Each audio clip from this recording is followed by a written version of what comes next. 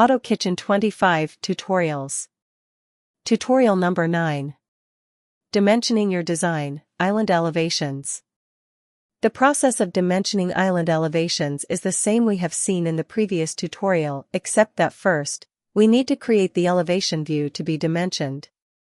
In this tutorial, we are going to dimension the elevation of the island front, which is the side of the island facing the sink. To create the island front view, click on the down arrow in the View tab.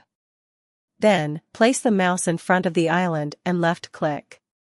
Next, when prompted to select the back clip, move the mouse inside the island towards the end but stop before reaching the island back panel. The island elevation will appear on screen. Next, let's save this view so that we can use it for dimensioning purposes. Click on Save View.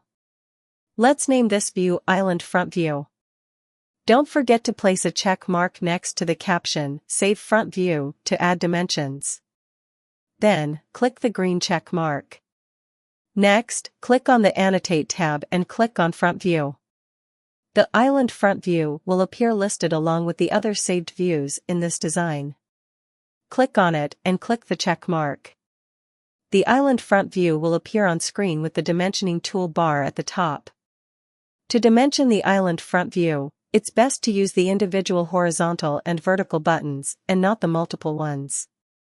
Press F3 to make sure the AW snaps are on. Click on the horizontal button in the dimensioning toolbar and snap to the lower left side of the island left panel. Roll the mouse wheel to zoom in to avoid mistakes. Then, snap to the other side of the left panel. The blue vertical lines of the wraparound molding are helpful to guide you as you dimension the different elements. Make sure the first dimension is correct and indicates 3/4 inch. If you made a mistake, click on Erase and click on the dimension to erase it. Then try again.